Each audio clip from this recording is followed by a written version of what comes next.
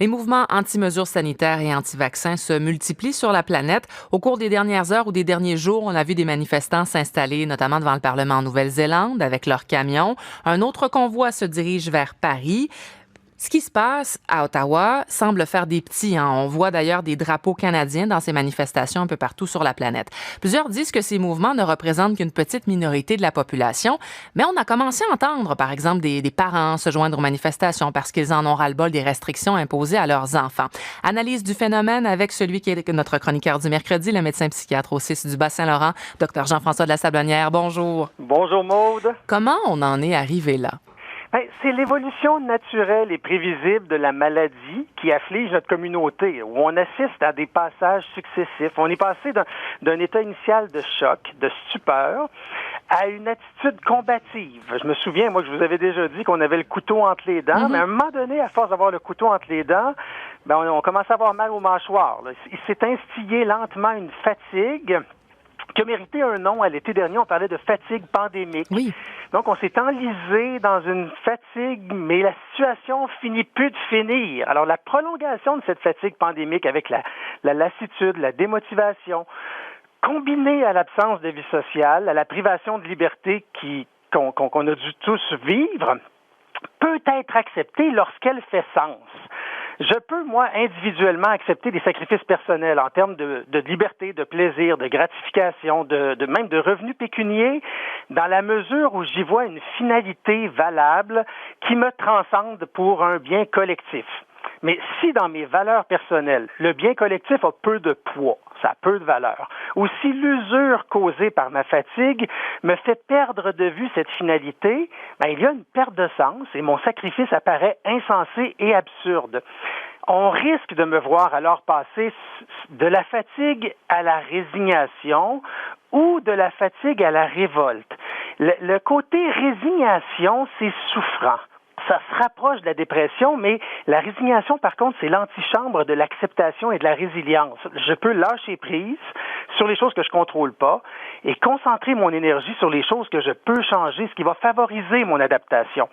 Mais la révolte, c'est lorsqu'il n'y a pas de réelle injustice, c'est lorsque la situation n'est pas sous mon contrôle, ça va reposer essentiellement sur un rejet de ma détresse, un déni de la réalité, une projection du problème à l'extérieur de soi, où on va en général chercher un agresseur malveillant, responsable de mon malheur, et il va y avoir une récupération narcissique en une toute-puissance envers et contre tous s'il le faut. Mais c'est un peu le même mécanisme qu'on va retrouver dans le parcours de la délinquance, où un jeune qui peut vivre des difficultés personnelles, par exemple un déficit d'attention ou des conditions de vie adverses, il va accumuler des échecs, se faire dire qu'il n'est pas bon, se faire dire qu'il n'est pas motivé, se faire dire qu'il y a des attitudes qui sont problématiques. À un moment donné, il y a un impact au niveau de notre estime de soi qui se répète jusqu'à ce que la personne termine par une espèce de déclic qui dit « OK, correct, je suis pas bon, je vais être le meilleur des pas bons ».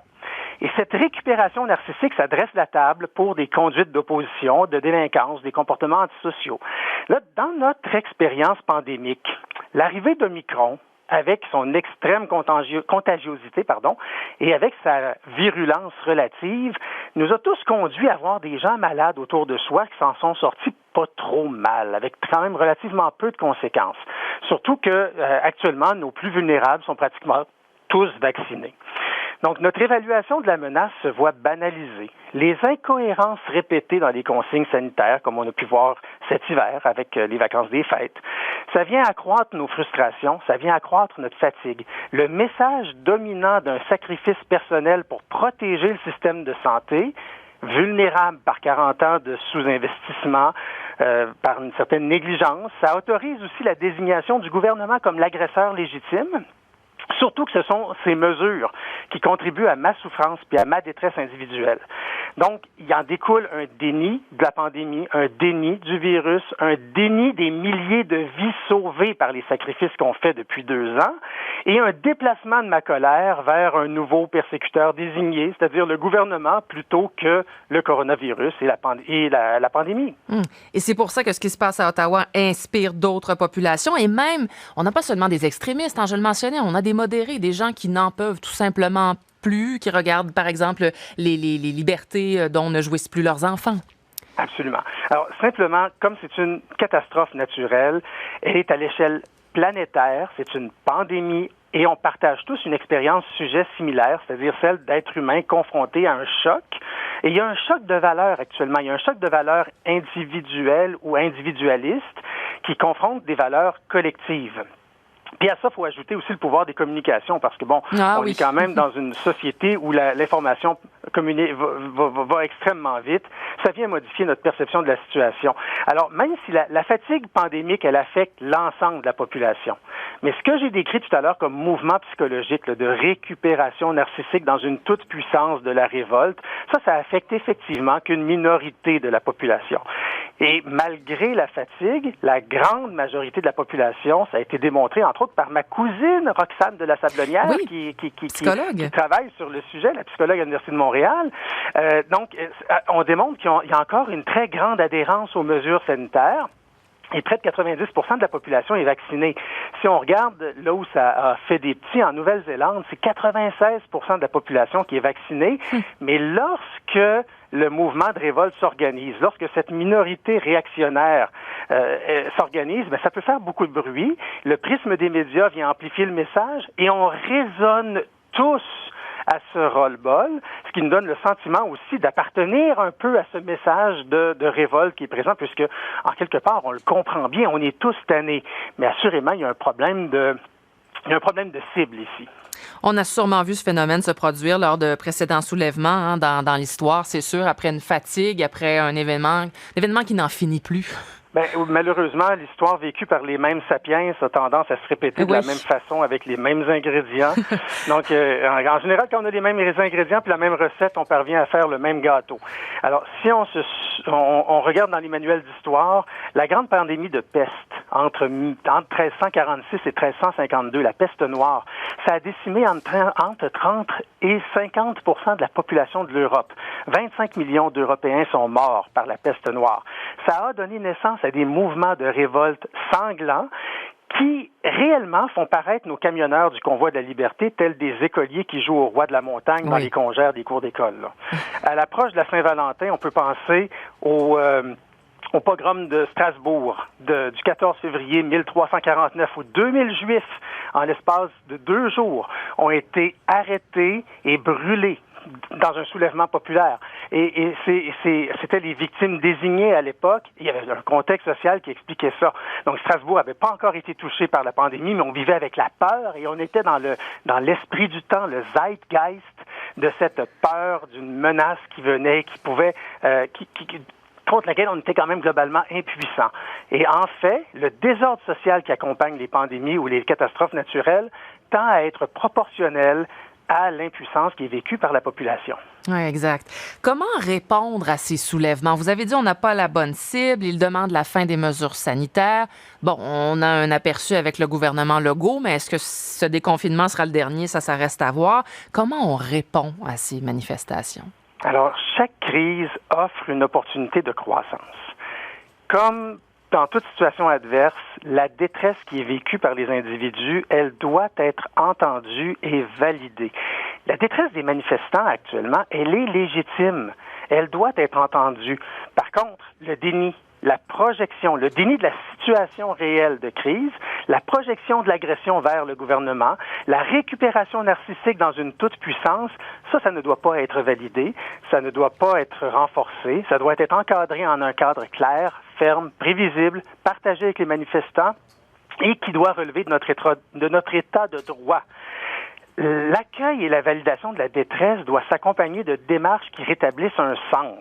Alors, on doit parler des vies sauvées par les mesures sanitaires et ça serait possible actuellement de modéliser de la même façon qu'on est capable d'avoir des projections sur l'évolution de notre pandémie et qui nous amène finalement, qui amène nos sécurités publiques à édicter certaines mesures et à recommander certaines mesures au gouvernement. Il serait facile aujourd'hui de pouvoir chiffrer le nombre de vies qui ont été sauvées par nos sacrifices des 2 dernières années. Voilà ce que ça a donné. Ça nous donnerait quand même déjà un bon baume sur nos blessures des 2 dernières années. Nos sacrifices, ils ont un sens. Les gouvernements devraient s'excuser de l'état du système de santé. Ils doivent agir concrètement pour sa consolidation. Et on l'a vu aussi avec le plan d'action santé mentale 2022-2027, entre autres, il y a une semaine à peine. Enfin, il y a un enseignement aussi qui doit être répété pour aider à partager une compréhension commune de la situation pandémique, et la définition de liberté gagnerait à être clarifiée. Les mouvements anti-mesures sanitaires se sont appropriés le mot liberté pour le corrompre sur l'autel de l'individualisme. Dans la réalité pandémique, la liberté de vivre, la liberté d'être dans un environnement où je peux m'épanouir, le droit à la vie et à la vie en santé, pour tous, ça passe par un environnement où je pourrais vivre sans être exposé à une maladie grave. Ça passe par l'accès à la vaccination et ça passe par des mesures de protection. Donc, on doit en quelque sorte renommer ces choses-là. Surtout que, écoutez, actuellement, je partage mon quotidien avec une femme extraordinaire qui a connu la guerre civile en Algérie, qui est mon étudiante et qui m'enseigne des choses justement sur cette notion de liberté, et de l'entendre dans ses mots nous dire, écoutez, vous n'avez pas compris. La liberté, ce n'est pas ce que vous réclamez. La liberté, c'est la possibilité d'être vacciné. On est actuellement dans un pays justement tellement libre qu'on a le droit de manifester notre désaccord et qu'on peut le dire sans même avoir de danger pour notre sécurité, pour notre survie.